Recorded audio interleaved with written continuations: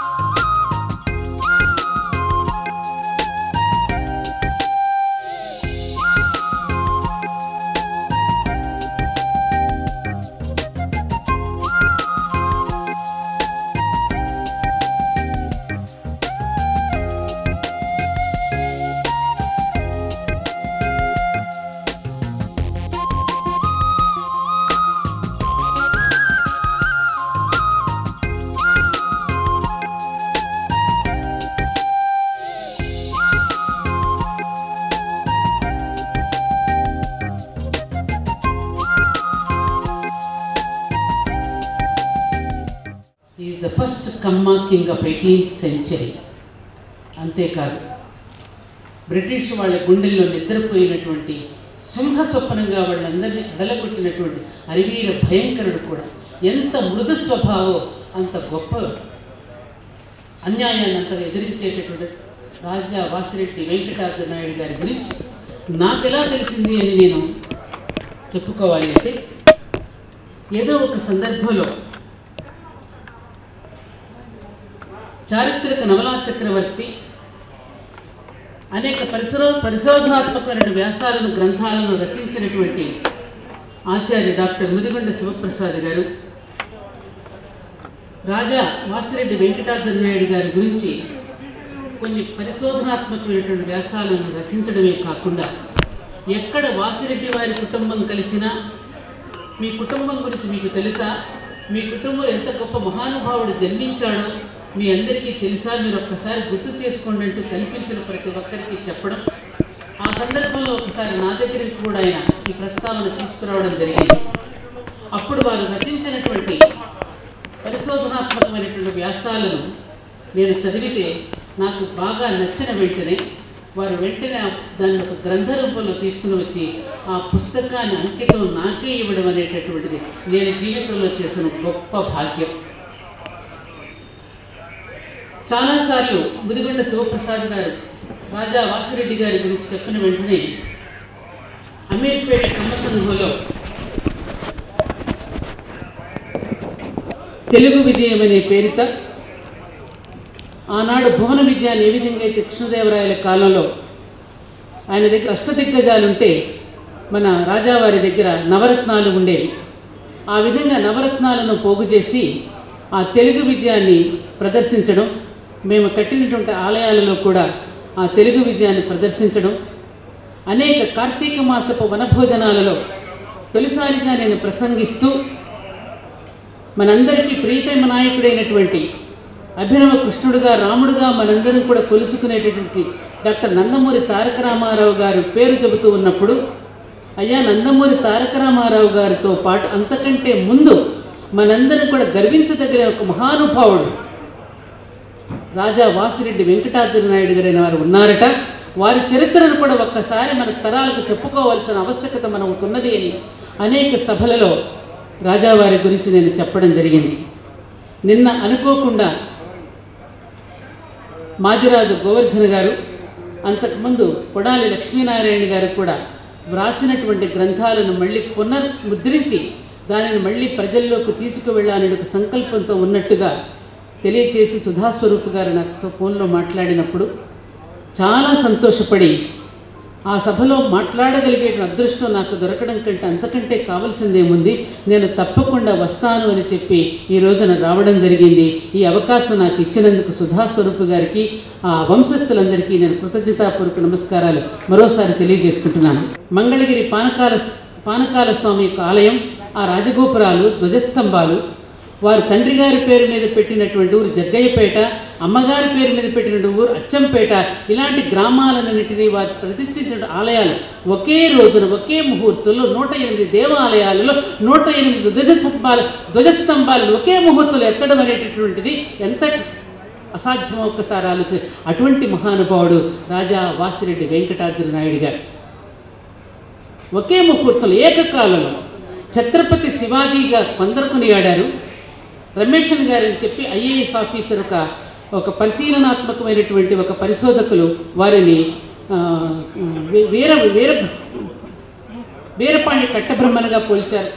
కొందరు ఛత్రపతి శివాజీగా పోల్చారు, మరికొందరు కృష్ణదేవరాయలుగా పోల్చారు. ఛత్రపతి శివాజీ కంటే కూడా కృష్ణదేవరాయల కంటే ఎక్కువగా 3 సార్లు తులాపురుష దానాలు చేసినటువంటి చరిత్రలో మనకి కనిపిస్తోంది. రాజా వాసిరెడ్డి వెంకటాద్రి నాయుడు గారి గురించి ఎంత చెప్పుకున్నా తక్కువే. ముఖ్యంగా ఈ సందర్భంగా నన్ను బాగా కదిలించేసినటువంటి సన్నివేశం, ఈ సందర్భంగా గుర్తు చేసుకోవాల్సింది వేదాంతం లక్ష్మీపతి శాస్త్రి గారిది. వేదాంతం లక్ష్మీపతి శాస్త్రి గారు ధర్మనిష్టాగరిష్ఠుడు, సద్బ్రాహ్మణుడు, వైదిక బ్రాహ్మణుడు. వేదాన్ని ప్రచారం చేసుకుంటూ గ్రామానికి తిరుగుతూ గాయత్రి అనే తన ధర్మపత్నిని వెంట పెట్టుకుని పేద బ్రాహ్మణుడిగా ఉన్నప్పటికీ కూడా ఎవరిని యాచించకుండా ప్రచారం చేసుకుంటూ వస్తున్నటువంటి తరుణంలో 6 సంతానంతో ఆహారం లేకపోతే మంచినీళ్ళు తాగి బ్రతికారంటే కానీ కుటుంబం ఎవరిని ఎప్పుడు యాచించలేదని గ్రంథంలో రాయబడింది.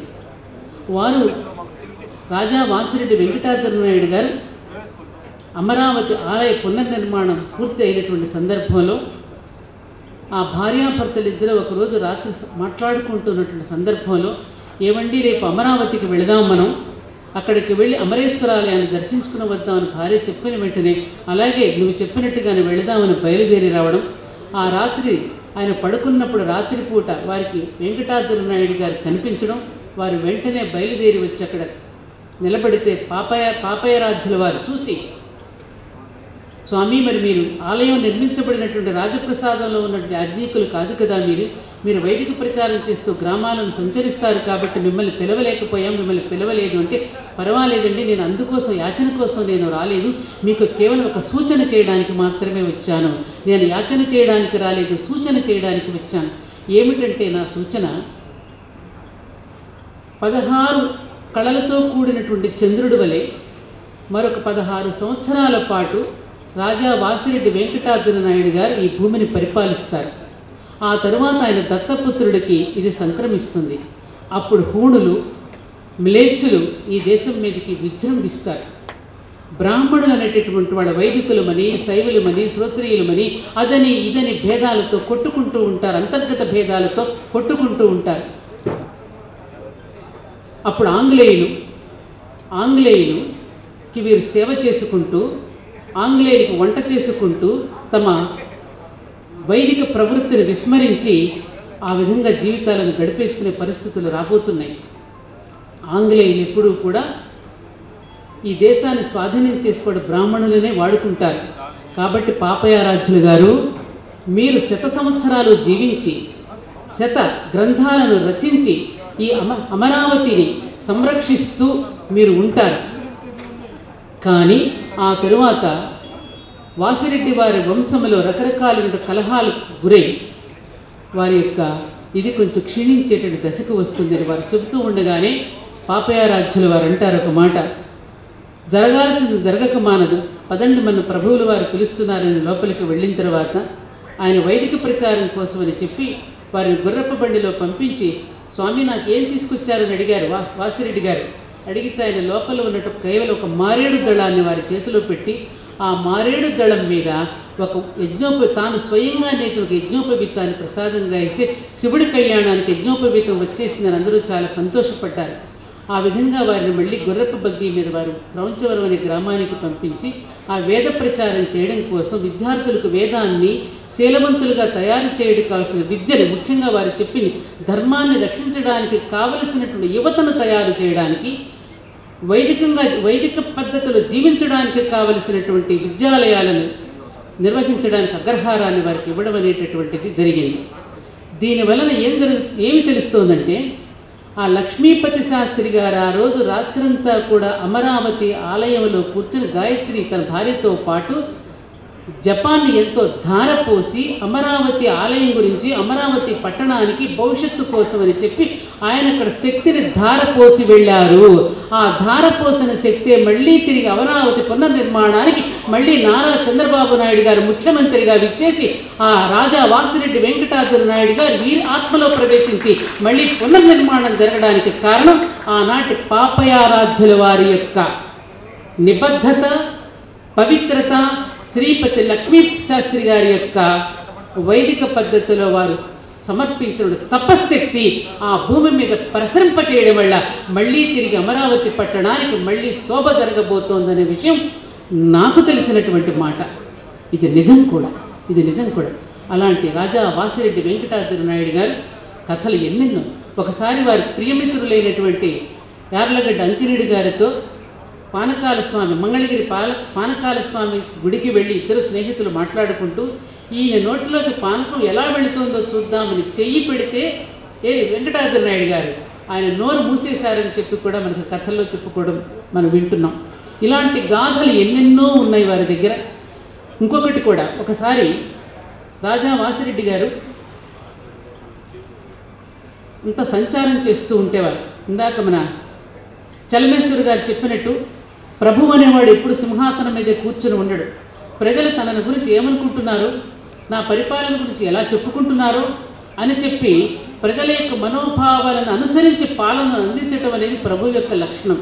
అందుకే శ్రీరామచంద్రుడు కూడా భరతుడు పాదుకలు తీసుకువెళ్ళి పరిపాలన చేసుకుంటానని చెప్పడానికి వచ్చినప్పుడు కూడా ఆయన కూడా ఇదే అంటాడు, మన గురించి ప్రజలు ఏమనుకుంటున్నావో చారచర్య బాగా నిర్వహిస్తున్నావా, పన్నులు అధికంగా వేసి ప్రజలను బాధించడం లేదు కదా, మన గురుదేవులైన వశిష్ఠుడిని విశ్వామిత్రుడిని పూజిస్తున్నారా, తల్లిదండ్రులను బాగా ప్రేమిస్తున్నావా అని రకరకాల ప్రశ్నలు వేసి రహస్యాలోచనలు బహిర్గతం కాకుండా జాగ్రత్త పడుతున్నావా అని ఇలాంటివి ఎన్నో చెబుతారు. అలాంటివన్నీ బాగా అవపోసన పట్టినటువంటి వారు కాబట్టి వాసిరెడ్డి వెంకటాద్రి నాయుడు గారు రాముడి పాలన ఎలా ఉండేదో ఆ విధంగా ప్రజలకు పాలించాలనేటువంటి దీనితో వారు కూడా గ్రామానికి తిరుగుతూ ప్రజలు తన గురించి ఏమనుకుంటున్నారో కూడా పరిశీలనకు వెళ్ళేవారు. ఒకసారి అలా వెళుతూ ఒక గుడారంలో కూర్చునున్నారు. అలా గుడారంలో కూర్చునుండగా విజయనగర జమీందారు గారు కూడా వస్తున్నారని తెలిసి ఎదురేగి వారిని పిలవడానికి వెళ్ళారు, ఆహ్వానించుకోవడానికి. వారు వచ్చారు. వారు ఒక పెట్టబట్టుకొచ్చారు. వాసిరెడ్డి వెంకటాద్రి నాయుడు గారు కూడా అక్కడ కూర్చునున్నారు. కూర్చునుంటే ఆయన పెట్టిట్టు పట్టుకురమ్మని చెప్పి ఆ విజయనగరం రాజుగారు ఒక్కొక్క పొట్లాన్ని తీయడం మొదలుపెట్టారు. ఒక్కొక్క పొట్లాన్ని విప్పి చూపించారు. ఇదిగో మా దగ్గర పండేటటువంటి ఈ ధాన్యం పండుతుంది, ఆ ధాన్యం పండుతుంది, ఈ ధాన్యం పండుతుంది అని చెప్పి ఆ కోస్తా జిల్లాలలో ఏమేమి పండుతాయి అవన్నీ పొట్లాలు విప్పి చూపించిన ప్రతి పొట్టాన్ని మళ్ళీ పెట్టిలో పెట్టేసుకోవడం మొదలెట్టారు. మరి మీ దగ్గరేం పండుతాయని చెప్పగానే వెంటనే వాసిరెడ్డి వెంకటాద్రి నాయుడు గారు తన దగ్గర తీసుకొచ్చిన రత్నాలు రాసులని కింద పోసేసారు. ఇదిగో మా దగ్గర ఇవి దొరుకుతాయి అని తుప్పి తీసి మళ్ళీ ఆయన పొట్లాలను కూడా తీసుకుని పెట్టిలో పెట్టుకున్నారు. విజయనగర మహారాజా గారు మన వాసిరెడ్డి వారు మాత్రం కింద పెట్టిన వజ్రాలను అక్కడే వదిలేశారు. మా దగ్గర మీరు అనుకున్నట్టు ఈ పంటలన్నీ పండకపోయినా మాదంతా అక్కడ వజ్రాలకి రత్నాలకి రాసులకి ఉన్న ప్రదేశం అండి. ఈ రత్నాలు రాసులు వజ్రాలు ఎలా ఉంటాయో ఎక్కడ ఉంటాయో కనిపెట్టగలిగినటువంటి మంత్రాలు కూడా మనకు వేదాలలో సూచింపబడ్డాయని చెప్పి ఆ మంత్రాన్ని కూడా మీరు కూడా ఆ విధంగా సంపాదించుకోవడానికి కావలసిన మంత్రాన్ని మీకు కూడా నేను చెబుతానని చెప్పినట్టు కూడా మనకు చరిత్రలో చెబుతారు. అంటే చూడండి, ఆయనేమో చిన్న చిన్న పొట్లాలను పెట్టిలో పెట్టుకున్నారు, ఏమో రాసులు రత్నాలు రోడ్డు మీద వదిలేసి వచ్చారు. అంటే దీనిని బట్టి ఏం తెలుస్తుంది, వారికి ఎంత మంత్రసిద్ధి ఉందో, వారికి ఎంత ఆధ్యాత్మిక శక్తి ఉందో మనకు అవగతమవుతోంది. ఇన్ని చేసినప్పటికీ కూడా ఆఖరి రోజుల్లో చాలా మనశ్శాంతికి లేకోకుండా చాలా విచారంతో ఉండేవారట. ఏమిటో ఇన్ని ఉన్నాయి కానీ ఏదో నాకు మనశ్శాంతి ఉండడం లేదని వారి గురువు గారి దగ్గర పాపరాజుల గారి దగ్గర చెబితే అప్పుడు వారు శివపంచాక్షరి మంత్రాన్ని ఇచ్చారని ఆ శివపంచాక్షరి మంత్రాన్ని నిత్యము జపించుకుంటూ ఎక్కడైతే శివపంచాక్షరి మంత్రాన్ని గురువు ద్వారా తాను పొందాడో అక్కడే తన శిలా విగ్రహాన్ని కూడా పెట్టుకున్నారనే విషయం కూడా మనకి కథలో మనకి చెబుతూ ఉంటారు. అలా వాసిరెడ్డి వెంకటాద్రి నాయుడు గారి గురించి ఎన్నెన్నో గాథలు ఎన్నెన్నో కథలు ఉన్నాయి. ఒకసారి నూజివీడి జమీందారు గారు అలాగే చల్లపల్లి జమీందారు గారు వాసిరెడ్డి వెంకటాద్రి నాయుడు గారు ముగ్గురు కూర్చున్నారట. మనం చనిపోయిన తర్వాత మన గురించి ప్రజలు ఏమనుకుంటారో అని అందులో ముగ్గురులో ఉన్న ఒక జమీందారు గారు ఎత్తారు. అయితే వాసిరెడ్డి గారు మాత్రం ఏమీ మాట్లాడకుండా మౌనంగా కూర్చున్నారట. కూర్చుంటే అందులో ఉన్నటువంటి మనం నూజివీడి జమీందారు నా గురించి పెద్దగా చెప్పుకోవడానికి ఏమి లేదు, బ్రాహ్మణులకు అగ్రహారాలు ఇచ్చాను, కేవలం బ్రాహ్మణులు మాత్రమే నన్ను గురించి చెప్పుకోవచ్చు అని ఆయన చెప్పారు. అలాగే రెండో వ్యక్తి వారేమన్నారు జమీందారు గారు, నేను మాత్రం కళలను పోషించాను కాబట్టి కళాకారులు మాత్రమే నా గురించి చెప్పుకుంటారు, కానీ వాసిరెడ్డి వెంకటాద్రి నాయుడు గారి గురించి ఆబాలగోపాలము చెప్పుకుంటుంది భావితరాలలో అని చెప్పారు. అది రాజా అంటే అంత గొప్ప విషయం చెప్పినా మీకు చప్పట్లు కొట్టాలనిపించలేదా? పీఠాధీశ్వరులు శ్రీ శ్రీ శ్రీ జయేంద్ర సరస్వతి స్వామి వారి కరకమల సంజాతులు శ్రీ శంకర విజయేంద్ర సరస్వతి స్వామి వారు ఈ రాజా వాసిరెడ్డి వెంకటాద్రి నాయుడు బహద్దూర్ మన్నే సుల్తాన్ వారి యొక్క వారసులైనటువంటి సుధాస్వరూప్ గారు, శ్రీమంత్ రాజా సుధాస్వరూప్ గారు నిర్వహిస్తున్నటువంటి ఈ ఉత్సవంలో అభినందనపూర్వకంగా వారికి ఆశీస్సులు. ఈ కార్యక్రమంలో పాల్గొని ఎంతో ఈ వైభవాన్ని తీసుకొచ్చినటువంటి మన ప్రియతమ ముఖ్యమంత్రి గారికి కూడా దివ్యమైనటువంటి వారి ఆశీస్సులు అందజేయవలసిందిగా మమ్మల్ని ఆజ్ఞాపించారు. వారి ఆశీర్వాద శ్రీముఖాన్ని నేను ఇప్పుడు మీకు వినిపిస్తాను. ఆదిశంకర భగవత్పాద అధిష్ఠిత కాంచీ కామకోటి పీఠాధీశ్వరులు జగద్గురు శంకరాచార్య పరమహంస పరివ్రాజకాచార్యవర్య శ్రీ శ్రీ శ్రీ జయేంద్ర సరస్వతి మహాస్వామి వారు వారి కార్యక్రమాల సంజాతులు జగద్గురు శ్రీ శ్రీ శ్రీ శంకర విజయేంద్ర సరస్వతి స్వామి వార్ల ఆశీర్వాద శ్రీముఖము. మరిమున్నురు విభజించినట్టి అన వేమస్వామిలోనైన లావరి రెడ్లందరూ కృష్ణరాయ నృప కర్ణాటక క్షమానాథులందరూ పాద్షా మొదలైన ఖానులు తమను సన్మానముంజేయ శ్రీకరమై వాసికి నెక్కిరి ఆద్యులగువారు ఈ వాసిరెడ్డి అన్వయుల్ అని ద్రౌపదీ పరిణయమున ప్రసిద్ధులైన నాటి పాలకులందరిచే సత్కరింపబడుతూ వాసికెక్కిన వాసిరెడ్డి వంశములో సదాశివయ్య, గిరిమల్లికార్జున నాయుడు, చంద్రమౌళీశ్వరుడు, దేశముఖు వీరప్పనాయుడు, రాఘవయ్య, పెదపద్మనాభుడు, నాగన్న, జగ్గయ్యలు క్రమముగా సంస్థాన పాలకులైనారు. జగ్గయ్యకు అచ్చమాంబకు జన్మించిన వారే అతి ప్రసిద్ధులైన రాజా వాసిరెడ్డి వెంకటాద్రి నాయుడు గారు క్రీస్తు శకము 1761 సంవత్సరం నుండి 1816 వరకు వీరి భూమండలమును అలంకరించిరి. గొప్ప వ్యవహార దక్షులు, సంస్కృతాంధ్ర తురుష్క భాషలలో మంచి పాండిత్యం గలవారు. సంస్థానాధీశ్వరులను ఆహ్వానించి రాజసమ్మేళన సభలను ఏర్పరిచి ఆ రాజబృందముచే యశప్రశస్తి నందినవారు. కృష్ణానది ఒడ్డున అమరావతి నగరమును నిర్మించి నందనవనమును ఉద్యానమును వేయించి భూలోక దేవేంద్ర బిరుదముతో సంస్థానమును పాలించినవారు. బ్రహ్మహత్యాఘమును దుష్టవర్తనంబు సత్రభుక్తంబు వేశ్యాప్రసక్తి గోత్రభిత్వమును లేక భూమిపై వెలసినట్టి వెంకటాద్రీంద్రుగొగడనౌ వేయినోళ్ళు అని ఆంధ్రాభ్యుదయము ప్రశంసించుచు గురువులు విద్వజ్జనములు పరివేష్టించుచు పఠింప భగవద్గీతల్ నిరతము శంకర పూజాపరతుంత్రుండగు అతండు పండితుడగుటన్ అని వారి ప్రవృత్తిని విశదపరిచినది. బ్రహ్మ విద్యా పారంగతులు, పరదేవతా సాక్షాత్కారమునందిన ములుగు పాపయారాధ్యులు వీరి ఆస్థాన పండితులు. తల్లిదండ్రుల పేర జగయ్యపేట, అచ్చమ్మపేటలను కట్టించి 101 శివాలయములను నిర్మించి అనేక పర్యాయములు తులాభారము తూగి వేదవేత్తలకు, పేదసాదులకు 2 చేతుల దానములిచ్చి హితులకు వశంకరులై అహితులకు భయంకరులై వాసికెక్కిరి. 1816 సంవత్సరంలో శివసాయుధ్యమును పొందిరి. ప్రజారంజకులైన వారి పరమేశ్వరారాధనతో పవిత్రమైన ఈ అమరావతి సీమ నేడు ఆంధ్రప్రదేశ్ రాజధానిగా సకల సౌభాగ్యాలతో వెళ్ళి విరియాలనే సత్సంకల్పంతో వారి వారసులైన శ్రీమంత్ రాజా వాసిరెడ్డి సుధాస్వరూప్ బహద్దూర్ మన్నే సుల్తాన్ తమ వంశప్రతిష్టకు కారణభూతులైన రాజా వెంకటాద్రి నాయుని పేర జరుగుతున్న మహోత్సవం మహాత్ముక సుందరి చంద్రమౌళీశ్వరుల అనుగ్రహంతో ఆశయ సిద్ధిని చేకూర్చాలని నారాయణ స్మరణపూర్వకంగా ఆశీర్వదిస్తూ ఉన్నాము. 16వ తేదీ సెప్టెంబర్ మాసం 2016 సంవత్సరం విజయవాడ యాత్రాస్థానం నారాయణ స్మృతి. దీనిని స్వామివారి ఆదేశంతో శ్రీమంత్ రాజా వాసిరెడ్డి సుధాస్వరూప్ బహద్దూర్ మన్నే సుల్తాన్ వారికి సమర్పిస్తున్నాం. వారి ప్రసాదాన్ని వారికి అందజేస్తున్నాం. ముఖ్యమంత్రి గారికి ఈ సందర్భంగా స్వామివారి అభినందనపూర్వకంగా ఆశీస్సులు తెలియజేస్తున్నారు. వారికి ఇతోధికమైనటువంటి విజయ పరంపరలు కలగాలని వారు ఆకాంక్షించారు. ఈ రోజున ఈ కార్యక్రమాన్ని ఇంత పెద్ద ఎత్తున నిర్వహించి తలపెట్టిన శ్రీమంత్ రాజా వాసిరెడ్డి సుధాస్వరూప్ బహద్దూర్ గారికి, అలాగే వేదిక ముందు ఆశీనులైన మంత్రివర్యులకు, పార్లమెంట్ సభ్యులకు, శాసనసభ్యులకు, ఎంతోమంది మహానుభావులకి అందరికి కూడా నా హృదయపూర్వకమైన నమస్కారాలు. ఈ రోజున శ్రీ రాజా వాసిరెడ్డి వెంకటాద్రి నాయుడు గారి 200వ వర్ధంతి సభలో పాలు పంచుకునే అవకాశం కల్పించిన రాజా వాసిరెడ్డి సుధా స్వరూప్ గారికి నేను ముందుగా కృతజ్ఞతలు తెలియజేసుకుంటున్నాను. తెలుగునాట రాజా వాసిరెడ్డి వెంకటాద్రి నాయుడు గారిది ఒక విశిష్టమైన స్థానం.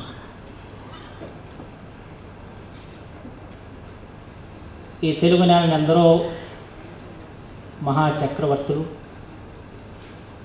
రాజులు, జమీందారులు కూడా పరిపాలన చేశారు. అయితే వారి భూభోగాలు భౌతికంగా జమీందారులు చాలా తక్కువగా ఉంటాయి. సరే, శ్రీకృష్ణదేవరాయ లాంటి చక్రవర్తులు ప్రస్తుతం ఇవాళ ఆంధ్రప్రదేశ్, కర్ణాటక, తమిళనాడు, అలాగే కొంత భాగం ఒరిస్సా అంత పెద్ద భూభాగాన్ని పరిపాలించి తెలుగు వారి యొక్క కీర్తిని విశ్వవ్యాప్తం చేశారు. అలాగే రాజరాజ నరేంద్రుడు ఇలాంటి రాజులు కూడా ఇప్పుడు మన మనఃపలకంలో ఉంటారు. కానీ జమీందారుల్లో మనకు ముందుగా గుర్తుకొచ్చే వ్యక్తి ఎవరు ఉన్నారంటే రాజా వాసిరెడ్డి వెంకటాద్రి నాయుడు గారు. ఆయన ముద్ర చాలా ప్రత్యేకమైంది. ప్రత్యేకించి అమరావతి వైభవానికి ఆయన ముఖ్య కారకుడు. ధరణి కోటగా ఒకనాడు బౌద్ధ యుగంలో వర్ధిల్లిన ఆ ప్రాంతానికి మళ్ళా అమరావతి పేరిట దానికి ఒక ఔనిత్యాన్ని సంపాదించి పెట్టిన మహనీయుడు శ్రీ రాజా వాసిరెడ్డి వెంకటాద్రి నాయుడు గారు. అంతేకాకుండా బ్రిటిష్ వారి మీద తొలి తిరుగుబాటు చేసిన వారిలో వారు కూడా ఒకరన్న సంగతి చరిత్రలో చాలామందికి తెలియదు. మొట్టమొదటి చింతపల్లిలో వారి యొక్క కార్యస్థానం. అప్పుడు బ్రిటిష్ వారితో వారు పోరాటం చేయటం, తత్ఫలితంగా వారు అమరావతికి వచ్చి అమరావతిని ఆయన రాజధానిగా చేసుకుని పరిపాలించడం జరిగింది. ఆయన పరిపాలన చాలా మహోన్నతమైంది. నిజంగా దుష్ట శిక్షణ, శిష్ట రక్షణకి వెంకటాద్రి నాయుడు గారి పరిపాలన ఒక ముఖ్యమైంది. ఇందాక కూడా పెద్దలు ప్రస్తావించారు. ప్రత్యేకించి ఆ రోజున పిండారీల్ని దండించడంలో ఆయన ఎంత కర్కశంగా వ్యవహరించారో కూడా మనం అందరికీ తెలిసిన విషయం. అంటే ఎవరైతే పరిపాలకుడు ఉంటాడో ఆ పరిపాలకుడు ఆయనలో ఒక లాలిత్యం ఉండాలి, పరిపాలకుల్లో ఓ సున్నితత్వం ఉండాలి. అలాగే ప్రజలకు కష్టం కలిగించే వారి మీద కర్కశత్వం కూడా వ్యవహరించాలన్నది సహజంగా మన ధర్మాలు చెబుతున్నాయి. ఆ ధర్మాలన్నీ కూడా ఎరిగినవాడు కనుక ఆనాటి ప్రజలకి ఈ పిండారీల బారి నుంచి తప్పించాల్సిన అవసరం ఉంది, వాళ్ళ సుఖ శాంతులతో వెలసలాల్సిన అవసరం ఉందని చెప్పిన ఉద్దేశంతో అంత కర్కశంగా వ్యవహరించిన రాజా వాసిరెడ్డి వెంకటాద్రి నాయుడు గారు. సరే, ఆ రకంగా పరిపాలనలో ఆయన దక్షత కానివ్వండి, అవన్నీ ఒక ఎత్తు అయితే, మరొకటి అమరావతికి కానివ్వండి, కొన్నూరు కానివ్వండి, మంగళగిరి కానివ్వండి, ఇలాంటి దేవాలయాలన్నీ కూడా మళ్ళా పునరుద్ధరించి వాటికి వైభవోన్నతిని ప్రసాదించిన మహనీయుడు ఎవరైనా ఉంటే రాజా వాసిరెడ్డి వెంకటాద్రి నాయుడు గారు. సో ఆయన చరిత్ర చిన్నగా నేను చెప్పడం కూడా అంత భావ్యం కాదు. కానీ నాకు చాలా సంతోషకరమైన విషయం ఏంటంటే కొడాలి లక్ష్మీనారాయణ గారు రచించిన వాసిరెడ్డి వెంకటాద్రి నాయుడు గారి జీవిత చరిత్రని 1961 ఆ ప్రాంతంలో అది వచ్చింది. దాన్ని మళ్ళీ వాళ్ళ పునరుద్ధరించి విడుదల చేస్తున్నందుకు మాత్రం నాకు చాలా ఆనందంగా ఉంది. ఎందుకు ఆనందం అంటే నేను మొట్టమొదటిగా రాజా వాసిరెడ్డి వెంకటాద్రి నాయుడు గారి గురించి తెలుసుకుందా కొడాలి లక్ష్మీనారాయణ గారి గ్రంథం వల్ల. నేను విద్యార్థి లేక నాకు తెలియదు.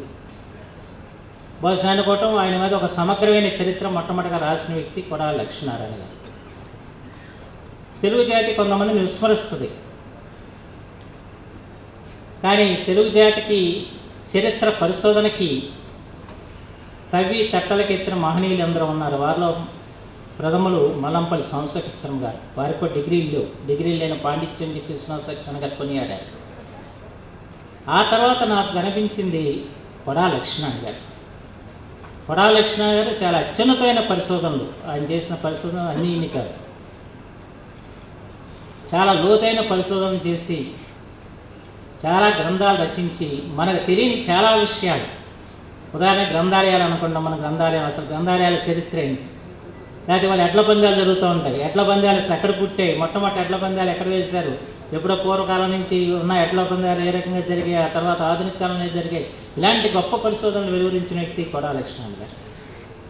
అలాంటి వాళ్ళ మర్చిపోయిన ఒక పరిశోధకుడిని మళ్ళీ ఈ గ్రంథం పునర్ముద్రణ ద్వారా మన తెలుగు జాతి గుర్తు చేసినందుకు ప్రత్యేకించి సుధా స్వరూప్ బౌద్ధుడు గారిని నేను హృదయపూర్వకంగా అభినందిస్తున్నాను. ఎందుకంటే వీరందరూ లేకపోతే మన చరిత్ర లేదు.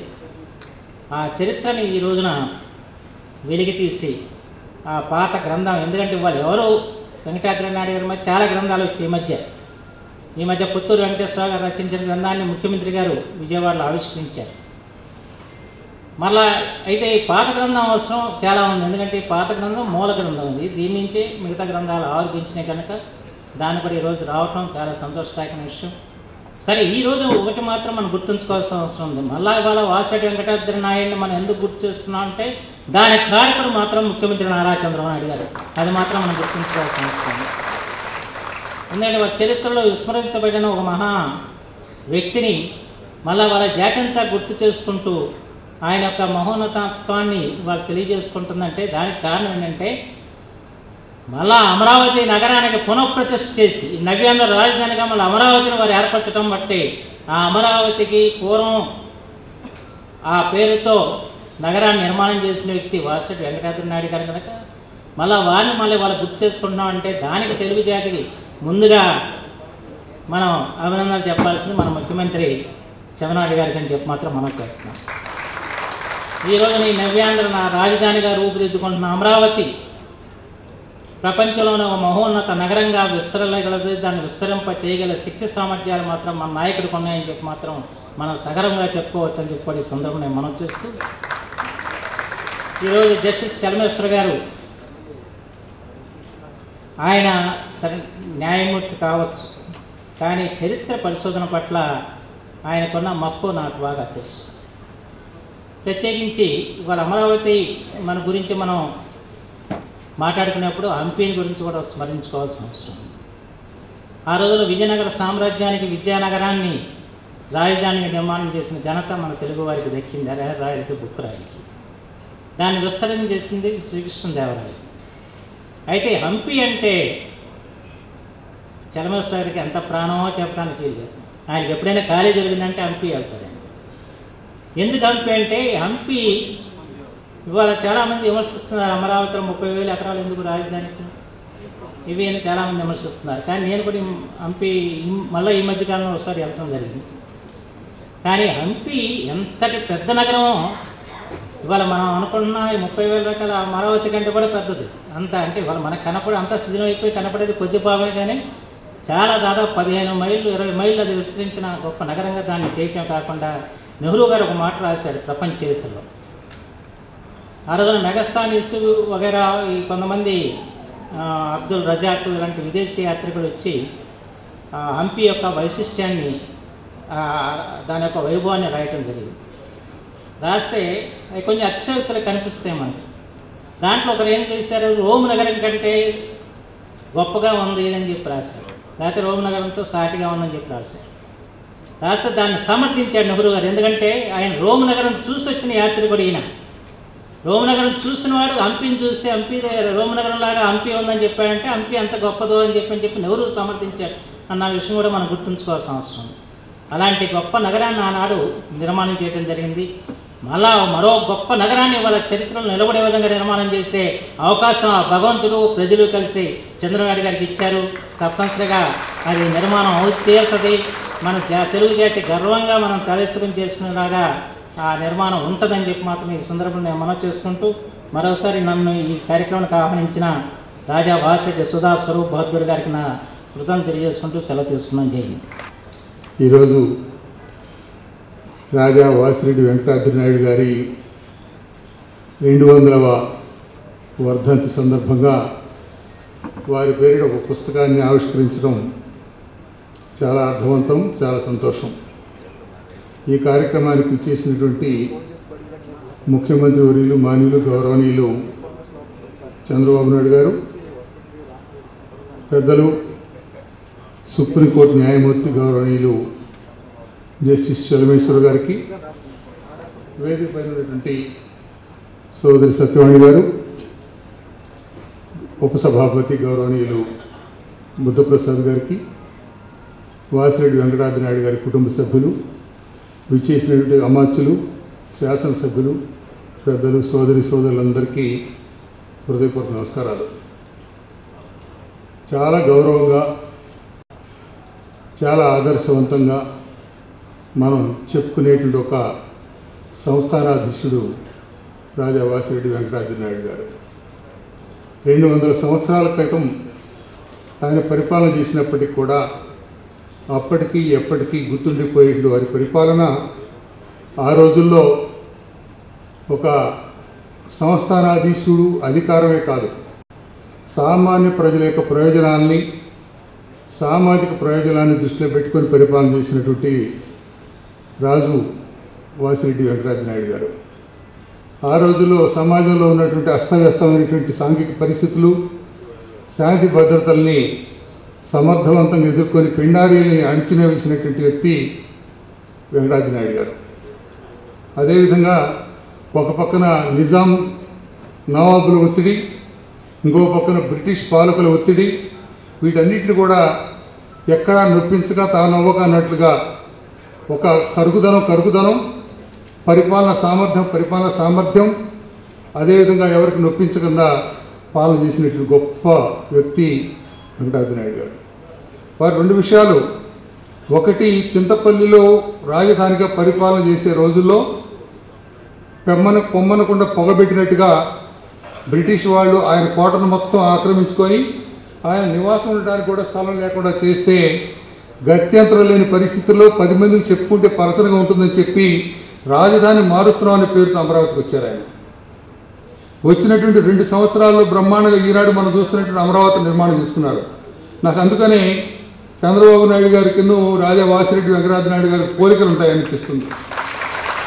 ఈరోజు మన రాష్ట్రాన్ని విడదీసి మీకు ఇష్టం వచ్చినట్టు దుక్కున్న వాళ్ళు చెప్పుకోండి పోండి, మేము ఇసురు పడేస్తున్నామంటే అమరావతికి వచ్చి పడ్డాం మనం. ఆ రోజు వెంకటాద్రి నాయుడు గారు అంతే, అధికారాన్ని సైన్యాన్ని ఉపసంహరించుకొని మొత్తం చేస్తే గత్యంతరం లేని పరిస్థితుల్లో అమరావతికి వచ్చారు. ఆయన 2 సంవత్సరాలు అమరావతి నిర్మాణం చేస్తున్న రాజధానికి ఆయన చంద్రబాబు గారు కూడా 2 సంవత్సరాలు రాజధాని పూర్తి చేస్తాడనే ఒక నమ్మకం ప్రజల్లో ఉంది. వాస్తవాన్ని జరగబోతుంది. ఒక సమర్థత, ఒక నైపుణ్యం, ఒక పరిపాలన దక్షత ఉన్నటువంటి వెంకటాద్రి నాయుడు గారి లక్షణాలన్నీ చంద్రబాబు గారిలో మనం చూస్తాం. ఆ విధంగా సారూప్యం కలిగినటువంటి పరిపాలనలో ఈ పుస్తకం ఆవిష్కరించుకోవడం, ఈ సమావేశం ఏర్పాటు చేసుకోవడం చాలా సంతోషం. ఈ కార్యక్రమంలో పాల్గొనే అవకాశం రావడం అదృష్టంగా భావిస్తూ సెలవు. సుప్రీంకోర్టు జస్టిస్ పెద్దలు శ్రీ జస్ చలమేశ్వర్ గారు, గౌరవనీయులు ఆంధ్రప్రదేశ్ శాసనసభ స్పీకర్ గౌరవనీయులు కోడెల సుప్రసాద్ గారు, డిప్యూటీ స్పీకర్ గౌరవనీయులు బుద్ధప్రసాద్ గారు, గౌరవనీయులు వాసిరెడ్డి వెంకటాద్రి నాయుడు గారి యొక్క వారసులైనటువంటి వాసిరెడ్డి స్వరూప్ గారు, గౌరవనీయురాలు భారతీయ సత్యవాణి గారు, సహచర మంత్రివర్గ సభ్యులు, గౌరవ పార్లమెంట్ సభ్యులు, గౌరవ శాసనసభ్యులు, శాసనమండలి సభ్యులు,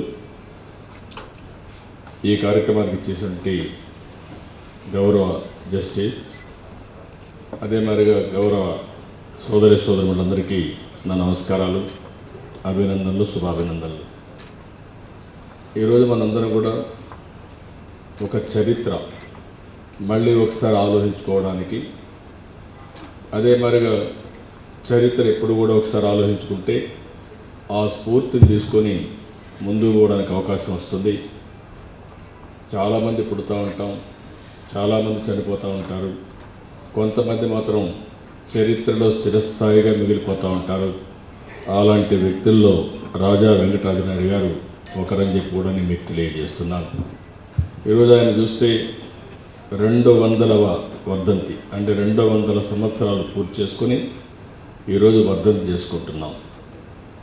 అంటే 200 సంవత్సరాల ముందు చనిపోయిన ఆయన ఈరోజు మనం గుర్తు చేసుకోవడం కాకుండా ఆయన ఆ రోజు చేసిన పనులన్నీ మళ్ళీ ఒకసారి చర్చనీయాంశం చేస్తున్నాం, చర్చించుకుంటున్నాం. ఆ స్ఫూర్తిని తీసుకుని మళ్ళీ మనందరం ఏ విధంగా ముందుకు పోవడం కోసం ప్రయత్నం చేస్తున్నాం. అలాంటి ఒక బ్రహ్మాండమైనటువంటి అవకాశాన్ని కల్పించిన స్వరూప్ గారిని మనందరి తరఫున మనస్ఫూర్తిగా అభినందిస్తున్నాను, ధన్యవాదాలు తెలియజేస్తున్నాను. ఈరోజు మీరు ఒకసారి చూసినప్పుడు ఇది ఒకసారి ఆలోచించుకుంటే వీరి యొక్క పరిపాలన క్రీస్తు 1413 నుంచి 1761 వరకు ఈ కృష్ణా తీరంలో వాసిరెడ్డి వంశీయులు పరిపాలించారు. అదే మరి మీరు చూస్తే ఆయన ఇప్పటికి కూడా ఈరోజు ఒక విధంగా చెప్పాలంటే మళ్ళీ అమరావతి చరిత్ర పునరావృతం ఏంటంటే ఆంధ్రప్రదేశ్ విభజన కూడా ఒక కారణం అని చెప్పి నేను ప్రగాఢంగా భావిస్తున్నాను. ఇంత ప్రాముఖ్యత వచ్చేది కాదేమో. చాలామంది ఈ విషయాన్ని మరిచిపోయే సమయంలో కాదు, తెలుగు జాతికి ఇంకొక చరిత్ర ఉంది, ఈ అమరావతికి ఒక చరిత్ర ఉంది అనే ఒక చర్చనే కాకుండా చాలామంది, అంతమందికి నేను కూడా కంబైన్డ్ ఆంధ్రప్రదేశ్లో ఎక్కువ సమయం ముఖ్యమంత్రిగా పరిపాలించాను. అలాంటి వ్యక్తికి నాకు కూడా చాలా సమాచారం తెలియదు. ఇటీవల ఇవన్నీ వచ్చిన తర్వాత నేను ఎప్పుడైతే ఇక్కడికి రాజధాని ఎక్కడ పెట్టాలనుకున్నప్పుడు విభజన జరిగిన తర్వాత చాలామంది చాలా విధాలుగా ప్రయత్నం చేశారు, మొండిగా కూడా అడ్డం పడ్డారు, ఇక్కడ రావడానికి వీలు లేదన్నారు. కానీ నేను ఒకటే ఆలోచించాను, రాష్ట్రంలో అన్ని ప్రాంతాలకు సమమైన దూరంలో ఉండాలి, అందరికీ ఆమోదయోగ్యంగా ఉండాలి, ఎవరు ఎక్కడి నుంచి రావాలో సులభంగా రావాలనే ఉద్దేశంతోనే ఎంతమంది వ్యతిరేకించినా విజయవాడ గుంటూరు మధ్యలో తప్ప రాజధాని ఎక్కడ ఉండడానికి వీల్లేదు, ఇదే సరైన నిర్ణయమని ఒక ధైర్యంగా ఈ నిర్ణయం తీసుకొని అనౌన్స్ చేశాం. అనౌన్స్ చేసిన తర్వాత మళ్ళీ మేమందరం ఆలోచించి ఏ పేరు బాగుంటుందని ఆలోచించాం. రకరకాల పేర్లు జ్ఞాపకం వచ్చాయి. కానీ ఫైనల్గా మీరు చూస్తే ఆ రోజు రాజా వెంకటాద్రినాయుడు గారు ఏ పేరైతే పెట్టారో అమరావతి, ఆ పేరే ఈ రాజధానికి సరైన పేరని ఆ పేరు నిర్ణయించారు. చాలాసార్లు ఒకసారి కొన్ని నిర్ణయాలు కొంతమందిని వ్యతిరేకిస్తారు, కానీ అమరావతి పేరు చెప్పంగానే ప్రపంచం మొత్తం బ్రహ్మాండమైన పేరు, ఈ పేరు మీకు ఎట్ట దొరికిందంటే కాదు, ఇది మా చరిత్ర, ఆ చరిత్రను తిరగరాస్తున్నాం తప్ప కొత్తగా మేము చేసింది ఏది లేదని నేను చెప్పాను.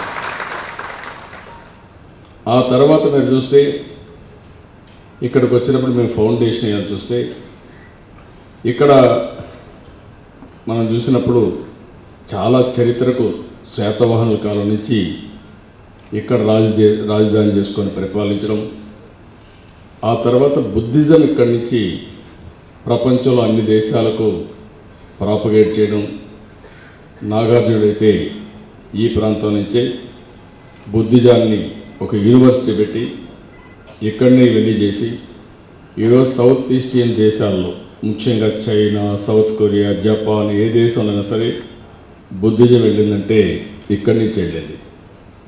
నేను ఈ చరిత్ర మనం మర్చిపోయాం. నేను ఇటీవల జపాన్కి పోయినప్పుడు జపాన్లో స్కాలర్స్ వచ్చి, సార్ మీకు ధన్యవాదాలు, మీ దగ్గర నుంచే బుద్ధిజం మా దేశానికి వచ్చింది, మేమందరం నేర్చుకున్నామనే పరిస్థితికి వచ్చారంటే ఇవన్నీ చూసినప్పుడు నాకు చాలా ఆనందం కలిగింది. అదే మరి మీరు చూస్తే ఇటీవల నేను లండన్కి వెళ్ళాను. లండన్కి వెళ్ళినప్పుడు లండన్లో మన మ్యూజియం ఉంది, లండన్ మ్యూజియం ఉంది. ఆ లండన్ మ్యూజియంని నేను వెళ్ళి చూశాను. వెళ్ళి చూస్తే 2 స్పెషల్ ప్రివిలియన్స్ పెట్టారు వాళ్ళు. ఒకటి అమరావతి, ఇంకోటి గ్రీస్లో ఉండే ఒక ప్రాంతాన్ని. దానికి స్పెషల్ ప్రొటెక్షన్ పెట్టారు. వాళ్ళు నాకు చెప్పింది దీనికి ఒక ప్రత్యేకత ఉంది, అందులో కూడా ఈ స్టోన్ కూడా చాలా డెలికేట్ స్టోన్ ఇది, దీన్ని జాగ్రత్తగా కాపాడాలని అక్కడ పెట్టినటువంటి శిలాగ్రహాలు కానీ లేకపోతే హిస్టరీ అంతా కూడా చేశారు. వాళ్ళు ఎంత భయపడిపోయారు నేను అక్కడికి వస్తున్నానంటే, నేను ఇవన్నీ కూడా క్లెయిమ్ చేసి మళ్ళీ అమరావతికి తీసుకుపోతామని భయపడి మొదట రెసిస్ట్ చేశారు. తర్వాత నేను అడిగినా కూడా నేను అవన్నీ క్లెయిమ్ చేయండి, ముందు చూస్తానని చెప్తే తర్వాత ఒప్పుకొని చూపించే పరిస్థితికి వచ్చారు. అదే మరి అక్కడ చూసినప్పుడు నాకు ఆ రోజుల్లో చాలా క్లియర్గా మ్యాప్ కూడా వేసి ఆ మ్యాప్లో పెట్టారు. శ్రీలంక ఏదైతే సౌత్ ఈస్ట్ని చేశాం, ఇప్పుడు నేను చెప్పిన చైనా, జపాన్, కొరియా, ఈ దేశాలకు ఇక్కడి నుంచి వాణిజ్య సదుపాయాలు కల్పించారు. అమరావతి లాజిస్టిక్స్ హబ్గా ఉండి ఆ రోజు వ్యాపారాలు చేశారని చాలా స్పష్టంగా డాక్యుమెంటేషన్ ఉంది. ఆ తర్వాత కూడా బుద్ధిజం కూడా ఏ విధంగా వచ్చింది దానిపైన స్టడీ చేశారు. అంటే బిగినింగ్లో ఇక్కడటన్ని కూడా బ్రిటిష్ వారు ప్రపంచం మొత్తం కలెక్ట్ చేశారు. మన దేశం నుంచి కూడా ఇవన్నీ అక్కడ తీసిపోయే పరిస్థితి వచ్చింది. ఇది ఓసారి రాణి రుద్రమదేవి కూడా పుట్టినరోజున ఆవిడ ప్రమాణ స్వీకారం చేసిన రోజున కూడా ఇక్కడ ఒక శిలా పథకాన్ని ఏర్పాటు చేశారు. అంటే చరిత్రలో చాలా రిచెస్ట్ ప్లేస్ ఇది. మనకొక ఎవ్వరికీ లేనటువంటి వారసత్వం ఉంది. నేను అదే ఇప్పుడు జస్టిస్ చలమేశ్వర్ గారితో మాట్లాడుతున్నాను. ఎందుకంటే నాకంటే చరిత్ర బాగా తెలిసిన వ్యక్తి, ఎందుకంటే బాగా స్టడీ చేస్తారు. అందులో తెలుగు జాతి చరిత్ర అంటే ఎక్కువగా స్టడీ చేశారు. ఎందుకంటే నాకు వారితో అనుభవం ఉంది. నేను ఆయన మేమందరం కలిసి మన నాయకుడు ఎన్టీ రామారావు గారి దగ్గర పనిచేసాం, అనుభవం ఉంది. అప్పుడు కూడా ఒక ఇంటలెక్చువల్గా ఏదైనా ఇలాంటి విషయాలు వస్తే మమ్మల్ని అందరినీ గైడ్ చేసిన వ్యక్తి చలమేశ్వర గారు అని చెప్పి కూడా నేను మీకు తెలియజేస్తున్నాను. నాకు అందుకే కొంచెం డౌట్ వస్తే అడిగాను. చలమేశ్వర గారు ఇక్కడ వెంకటాద్రి నాయుడు గారు 2 సంవత్సరాల రాజధాని కట్టారు అప్పట్లో. ఇది ఏ విధంగా సాధ్యమైంది ఈ రోజు మనం అంటే కాదు, ఆ రోజు ఉండే పరిస్థితిలో బ్రహ్మాండమైన రాజధానిని కట్టారు. ఇప్పుడు టెక్నాలజీస్ ఇవన్నీ మారాయి కాబట్టి ఇంకా పగడ్బందీగా మనం కట్టుకుంటున్నాం అని కూడా వారు చెప్పడం జరిగింది. ఇది ఒకసారి ఆయన చరిత్ర మనం చూస్తే అప్పుడు కూడా సమస్యలు ఉన్నాయి. ఇదే సమస్యలు ఆయన కూడా ఫేస్ చేశాడు.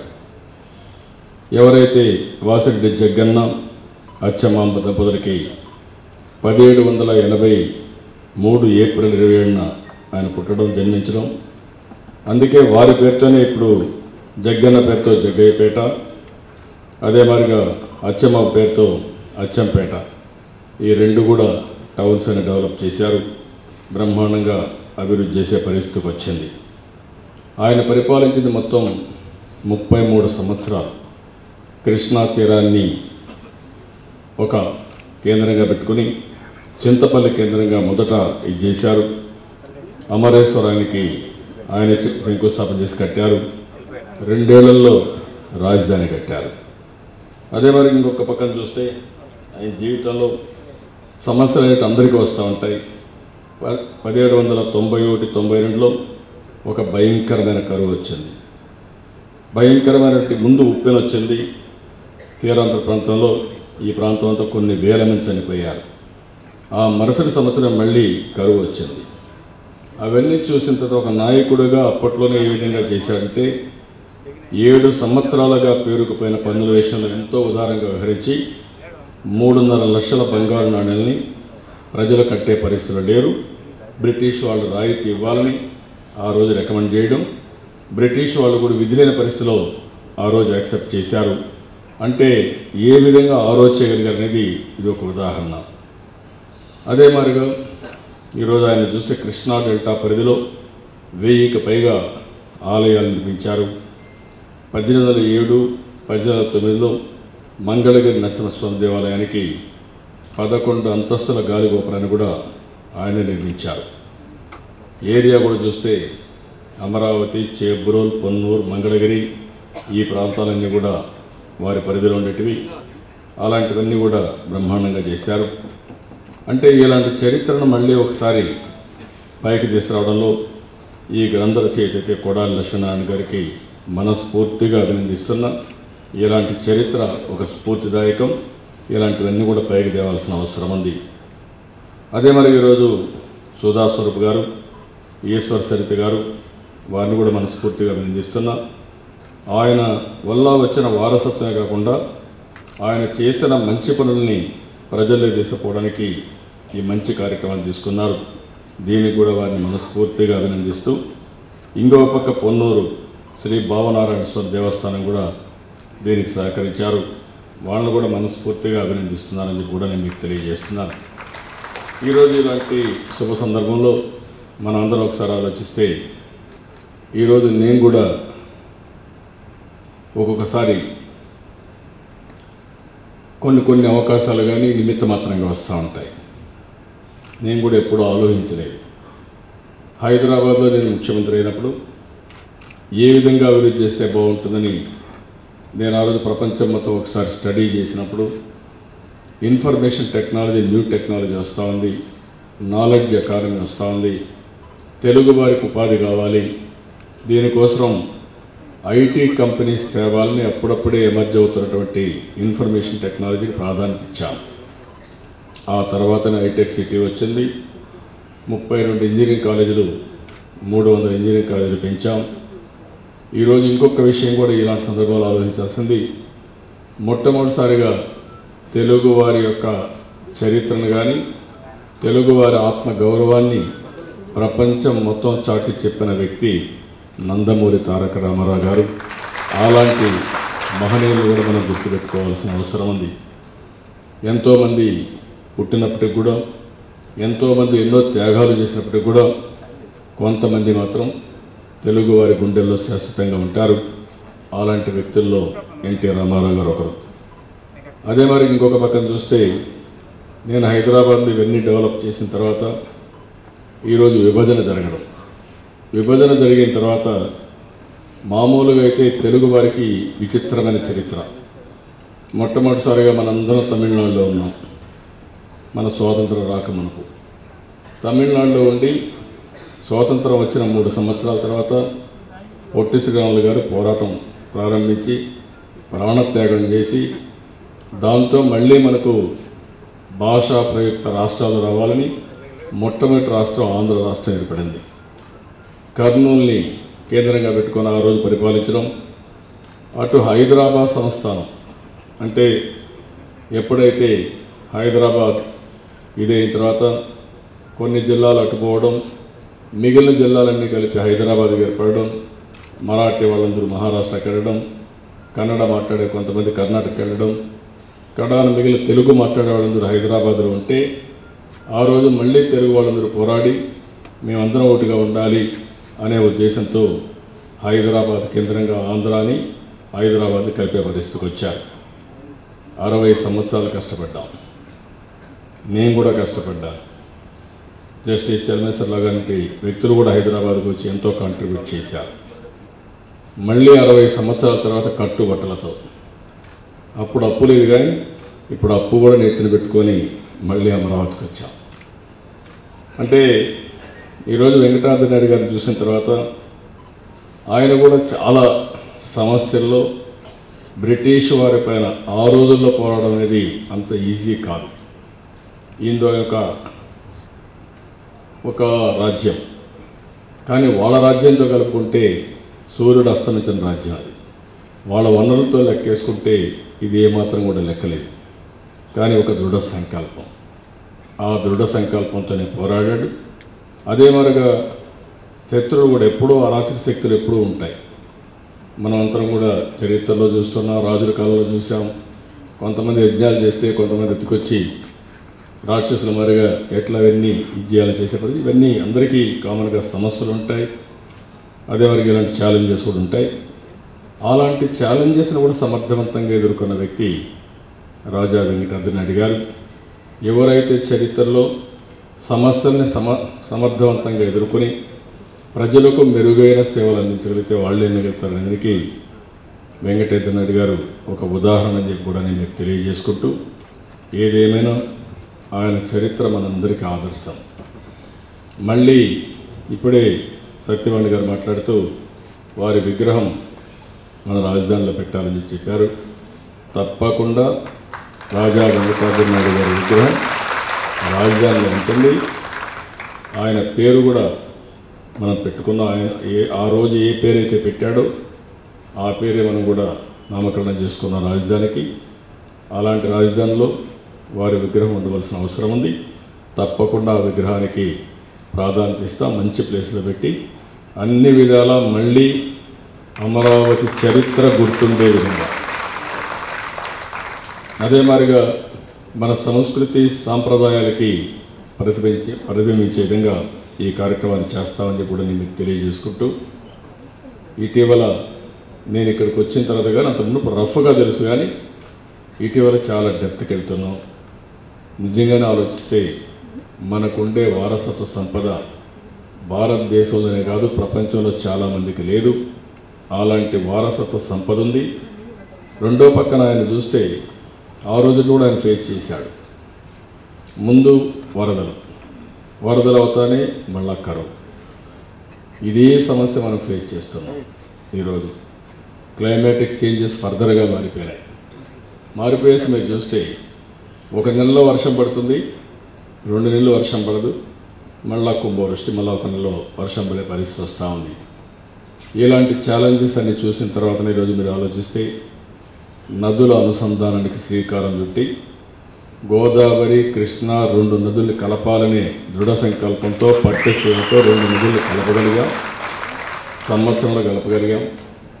ఈరోజు కృష్ణా డెల్టా ద్వారా ఈస్టర్న్ డెల్టా కానీ వెస్టర్న్ డెల్టా కానీ గుంటూరు కొద్దిగా ప్రకాశం జిల్లాలకు కొద్దిగా నీళ్లు వస్తున్నాయంటే అవన్నీ కూడా గోదావరి నీళ్లు తాగుతున్నారు. ఒకప్పుడు గోదావరి నీళ్లు తాగాలని రాజమండ్రికి పోయేది, ఈరోజు గుంటూరులో మీరు గోదావరి నీళ్లు తాగే పరిస్థితి వచ్చిందంటే ఇవన్నీ అసాధ్యం కాదు, ఇవన్నీ సాధ్యం. అదే మరి ఇంకొక పక్క రాయలసీమలో కరువు, ఆంధ్రాలో వరదలు, ఇలాంటి సమస్యలు కూడా ఉన్నాయి. అందుకే ఆలోచించాం, ఏదైతే వర్షపు నీరుని భూగర్భ జలాలుగా మార్చడానికి పంట సంజీవని తీసుకొచ్చాం. నదుల అనుసంధానం ద్వారా రాష్ట్రం మొత్తం ఒక వెసులుబాటు తీసుకొస్తున్నాం. ఈరోజు కృష్ణ డెల్టా గోదావరి నీళ్లు వాడుకున్నప్పుడు పైన శ్రీశైలం నుంచి ఆ నీళ్లు కరువు ప్రాంతాలైనటువంటి రాయలసీమ ప్రకాశం జిల్లాకు తీసుకొచ్చే పరిస్థితి వస్తుంది. దీనివల్ల చాలా వరకు వెసులుబాటు వస్తూ ఉంది. ఇంకా ఒక స్టెప్ ఆ రోజుల్లో వాళ్ళు అవస్థపడిని చూసిన తర్వాత ఈరోజు రెయిన్ గన్ తీసుకొచ్చాం పంట రక్షణ కోసం. ఏదైనా పంట వేసి మెట్ట పైర్లు ఎండిపోయే పరిస్థితి వస్తే 1,00,000 ఎకరాలు ఒకరోజు ఒక వెట్టింగ్ ఇవ్వడానికి శ్రీకారం చుట్టాం. దీనివల్ల ఒక భరోసా వచ్చింది. అంటే చరిత్రలో చాలా సమస్యలు ఫేస్ చేశారు. ఆ సమస్యలకి ఎప్పటికప్పుడు పరిష్కార మార్గం కోసం మనం ఆలోచించి ముందుకు పోగలిగితే కొంతవరకు ఉపయోగపడుతున్న ఉద్దేశంతోనే పంట రక్షణ కింద ఈ రెయిన్ గన్స్ కూడా తీసుకొచ్చాం. ఇవన్నీ కూడా ఏ విధంగా చేయాలో చేస్తూ నేను ఇక్కడుండే మిమ్మల్ని అందరినీ ఒకటే కోరుతున్నా, ఈరోజు చరిత్రను నెమరు వేసుకోవడం చాలా అవసరం. మన సంస్కృతి సాంప్రదాయాల్ని, మన నాగరికతని మనం ఒకసారి గుర్తు చేసుకోవడం అవసరం. ప్రపంచంలో నాకు ఒక నమ్మకం కూడా, ప్రపంచంలో ఉండే అన్ని సంస్కృతి సాంప్రదాయాల కంటే భారతీయ సంస్కృతి అతి గొప్పదని నా ప్రగాఢమైన విశ్వాసం. దానికి కారణం మన కుటుంబ వ్యవస్థ కానీ, మన పెద్దలు పెట్టిన నిబంధనలు, ఆచారాలు అవన్నీ కూడా చాలా ఒక పవిత్రంగా పెట్టారు. అవి ఆనందాన్ని ఇస్తున్నాయి, తృప్తినిస్తున్నాయి. సంపద మనిషికి అవసరం. ఎందుకంటే పేదరికంలో ఉండి అవస్థపడమని ఎవరు చెప్పరు, కానీ సంపద అవసరం, మెరుగైన జీవన ప్రమాణాలు అవసరం. కానీ మానసిక ఆనందం శాశ్వతంగా ఉండాలంటే ఒక్క భారతీయ సంస్కృతి తప్ప ప్రపంచంలో ఎలాంటి సంస్కృతి లేదు. ఆ విషయం మనం గుర్తుపెట్టుకోవాల్సిందిగా ప్రతి ఒక్కరు కోరుకుంటూ, అదే మన సాంప్రదాయాలు చూసినప్పుడు ఒక కుటుంబ వ్యవస్థ, ఒక బ్రహ్మాండమైన వ్యవస్థ. అమెరికాలో లేదు, ఇంకొక దేశంలో లేదు. అక్కడ సంపద ఉంది, కుటుంబ వ్యవస్థ లేదు. మనుషులు ఆనందంగా ఉండే వ్యవస్థకి వాళ్ళ పెద్దలు శ్రీకారం చుట్టలేదు. అలాంటి సాంప్రదాయాల్ని మనకిచ్చి వారసత్వంగా మన పెద్దలు మనకు అప్పచెప్పారు. ఇవన్నీ కాపాడుకోవాల్సిన అవసరం ఉందని చెప్పి మరొకసారి తెలియజేసుకుంటూ, మరొక్కసారి రాజా వెంకటాద్రి నాయుడు గారిని ప్రతి ఒక్కరూ స్ఫూర్తిగా తీసుకోవాలి. టైం ఉంటే ఒకసారి ఆ పుస్తకం చదవాలి. చదివి ఆ రోజుల్లోనే ఆయన ఏ విధంగా పనిచేశారు. మీరు అందరూ కూడా మనందరం ఒక్కొక్కరు ఒక రోజుల్లో ఉన్నాం. అందరం చేయలేకపోయినా సమాజం కోసం మనం కూడా ఏ విధంగా ఉపయోగపడతామో దానికి ఆలోచించవలసిందిగా మరొక్కసారి కోరుకుంటూ ఈరోజు ఈ కార్యక్రమానికి వచ్చిన మిమ్మల్ని అందరినీ అభినందిస్తూ ఈ కార్యక్రమానికి నాంది పలికినటువంటి స్వరూప్ గారిని మనస్ఫూర్తిగా మరొక్కసారి మీ అందరి తరఫున అభినందిస్తూ సెలవు తీసుకుంటున్నాను.